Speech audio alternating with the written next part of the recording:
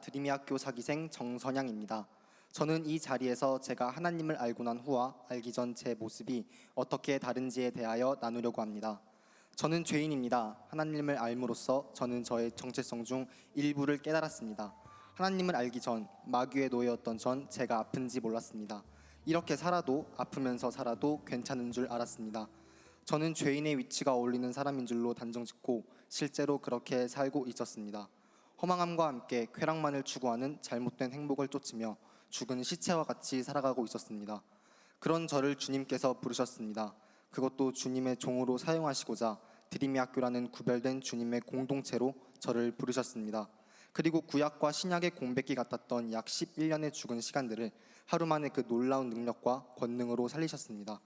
자신이 죄인인지 모르는 더러운 죄인이 복음을 접하고 다시 하나님께 회개하며 돌아갈 때 어떤 마음으로 기도드리는지 저는 압니다. 이를 경험했기 때문입니다. 하나님을 믿고 따르게 된 후 감사가 제게 찾아왔습니다. 은혜가 제게 찾아왔습니다. 기쁨과 행복이 제게 찾아왔습니다. 구원과 믿음, 복음이 제게 찾아왔습니다. 삶이 제게 찾아왔습니다. 주님께서 제게 찾아오셨습니다. 예수님은 의인이 아닌 죄인을 부르러 이 땅에 오셨습니다. 그리고 저를 부르셨습니다. 희망 없는 병자에게 주님은 하늘나라의 비전을 보여주시며 병고침을 주셨습니다. 그 복음이 절 살아가게 합니다. 그러나 제가 아무 일 없이 지루한 나날을 보내고 있지 않음을 말씀드리고자 합니다. 오히려 이와 정반대의 삶을 살고 있습니다. 제가 하나님께 돌아가려 하면 할수록 마귀는 더욱 끈질기고 강하게 저를 방해하였습니다. 그러나 그때마다 주님의 이름으로 이를 물리쳐 이겨낼 때 마귀의 계획들이 오히려 저를 성장하게 했습니다. 저는 더 이상 마귀의 시험이 두렵지 않습니다. 마귀가 난동을 부리면 부릴수록 하나님께서는 더욱 강하게 저를 이끄십니다. 하지만 진짜 문제는 이것이 아닙니다. 기도가 나오지 않고 찬양이 나오지 않으며 예배의 자리가 지루하게 느껴질 때 저는 가장 큰 시험을 받습니다. 이런 시험을 받으며 한없이 작고 무력해진 저를 발견하고 나서야 크신 주님을 볼 수 있었습니다. 이곳에 온 것도, 하나님을 알게 된 것도, 시험에 지지 않고 버틸 수 있는 것도 제 능력과 선택으로 인함이 아닌 하나님이 허락하셨기 때문에 이루어진 은혜며 기적들입니다. 그러므로 저는 이 시험을 기꺼이 받고자 합니다. 이리 말할 수 있는 이유는 제가 배웠기 때문입니다. 저는 배웠습니다. 나를 괴롭게 하고 지치게 하고 낙심케 하고 슬프게 했던 그 순간들이 모두 큰 은혜였음을, 축복이었음을, 사랑이었음을 저는 배웠습니다. 내가 주님을 수천 번, 수만 번 돌아서고 반역했을 때, 악녀 고멜보다 더한 악행을 수도 없이 저질렀을 때, 그럴 때마다 하늘 아버지께서 저를 용서하셨다는 것을 저는 배웠습니다. 세상에 외면하고 욕하는 죄인을, 찢겨진 가장 낮은 자를 주님은 사용하신다는 것과 제가 돌아갈 곳이 주님밖에 없다는 것을 저는 배웠습니다. 고통스러운 십자가의 길의 끝에 있는 영광과 영원한 하늘나라를, 그리고 그 십자가의 길이 섬김의 길이라는 것을 하나님을 알고 깨닫게 된 후에는 모든 것이 감사임을, 모든 것이 은혜임을, 모든 것이 헌신임을, 모든 것이 사랑임을, 모든 것이 예수 그리스도임을, 내 모든 것이 당신임을 저는 배웠습니다.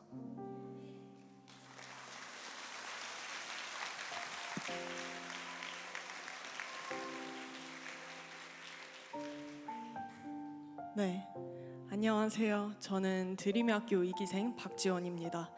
전 지금까지 드림이 학교에서 보낸 시간들을 돌이켜보면서 그동안 하나님께서 부족한 저를 어떻게 변화시키셨는지 나와서 간증을 하게 되었습니다. 드림이 학교에서 쭉 생활하면서 정말 다양한 경험들을 했는데요.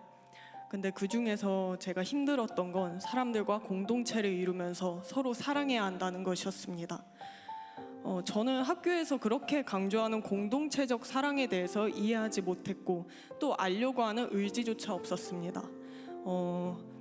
사실은 더 적대심이 강하기도 했는데, 왜냐면 어차피 사람 간의 관계는 영원하지 않다면서 왜 자꾸 내게 공동체를 강요하는 건지, 하나님만이 영원하고 바뀌지 않는다면 그럼 나도 변치 않는 하나님, 항상 나와 함께 동행하시는 그 하나님만을 사랑할 거야, 그렇게 다짐하면서 공동체를 외면한 채 항상 제 할 일만 열심히 하면서 살아왔습니다. 하지만 그런 저의 마음을 바뀌게 한 여러 순간들이 있습니다. 그 중에 하나를 꼽자면 이 드림이 학교의 친구들은 제가 어떠한 모습이든 간에 저를 사랑해 준다는 것이었습니다. 저는 항상 새로운 사람들을 만나면은 제가 미술을 전공하는 사람이라는 것을 각인시켜야만 했는데요. 왜냐면 이 드림이 학교에 오기 전까지는 제가 그림을 그리면 그때만큼은 저를 무시하거나 때로는 만만하게 봤던 그런 친구들도 저를 가치 있게 봐주었기 때문입니다. 그 시절에는 미술은 제 존재감이자 저를 무시하거나 그런 사람들에게 나는 미술을 해야만 무시받지 않겠구나, 그런 고정관념이 있었습니다. 하지만 드림이 친구들을 만나자 이 친구들은 제가 어떤 사람인지, 외모는 어떻게 생겼는지 그런 것에 대해서 관심을 가지는 게 아니라 오로지 저를 사랑해 주었기 때문입니다. 저의 성적은 얼마나 나오지? 그러한 궁금증이 아니라 제가 오늘 밥은 무엇을 먹었는지, 제 생일은 언제인지 그런 따뜻한 궁금증을 가져주었습니다. 그래서 저는 그 속에서 하나님이 말씀하시던 품어주는 공동체를 느꼈습니다. 이제는 그래서 제가 미술에 강박을 가져야 할 이유도 없어졌기에 제가 진정으로 미술을 하는 이유에 대해서도 다시 한번 연구해 볼 수 있는 기회도 찾아왔습니다. 그렇게 한번 마음의 문이 열리자 제겐 정말 많은 인간관계들이 들어왔는데, 하지만 그렇게 쌓아가기 시작한 공동체에 대한 사랑이라는 게 생각보다 너무 어려운 것이었고, 사랑이 마냥 행복한 것만은 아니라는 사실도 알게 되었습니다. 나도 모르게 상처를 주고 희생을 피하려는 내 모습을 보면서 한없이 부족한 저 자신을 여러 번 느꼈습니다. 그렇게 저 자신한테 실망해가며 내린 결론은 저는 사람들에게 사랑을 받거나 나눠줄 자격이 없다는 것이었습니다. 누가 나랑 친해지고 싶어하고 또 누가 나를 보고 싶어 하겠니? 왜냐면 저렇게 좋은 애들이 수두룩한데라고 생각을 하면서요. 그런데 놀랍게도 또 다시 절 일으켰던 것도 사랑이었습니다. 저를 과분하게 사랑해 주시는 선생님들을 보고, 외면하는 절 놓지 않고 항상 품어주려는 그 친구들을 보고, 또 단 한순간도 빠짐없이 계속 절 인도하시는 하나님을 보고 저는 계속 마음의 문을 닫고만 있을 수는 없다고 깨달았습니다. 제가 몰랐던 사실이 하나 있습니다. 저는 제 할 일만 하면서 살면 모든 게 다 해결될 줄 알았고, 제 실력을 갈고 닦기만 하면은 저에게 갖춰진 주변 환경이 알아서 순조롭게 형성될 줄 알았습니다. 하지만 나의 실력을 갈고 닦고 관리하는 건 아무런 도움도 되지 않는다는 걸 알았습니다. 또한 저 자신이 제 눈을 가리고 있었다는 것 또한 알았습니다. 그걸 몰랐던 이유는 제가 저 자신에게 주어진 소중한 것들을 보지 못하는 사람이었기 때문이었습니다. 그걸 깨닫고 공동체에서 누리는 삶이 정말 감사로 가득 찼습니다. 제 할 일만 하면서 살아가던 무감각한 삶이 공동체와 함께 다시 채워지는 것만 같았습니다. 하지만 이런 좋은 공동체 속에 살아가면서도 저는 죄인이기 때문에 여전히 무너지고 또 부족합니다. 하지만 저는 제가 이렇게 나약해도 예수님을 닮아가고 있다고 생각합니다. 그런즉 믿음, 소망, 사랑, 이 세 가지는 항상 있을 것인데 그 중에 제일은 사랑이라라는 말씀이 있습니다. 저는 이 제일인 사랑으로 가득 차 있는 사람이기 때문입니다. 이 사랑으로 하여금 많은 것들을 기억하고 감사하며 살 수 있었습니다. 또 제가 학교에서 많은 것들을 배우고 갈고 닦는 것보다 중요했던 건 똑같은 하나님의 자녀들과 서로 사랑하며 동행하는 것이었습니다.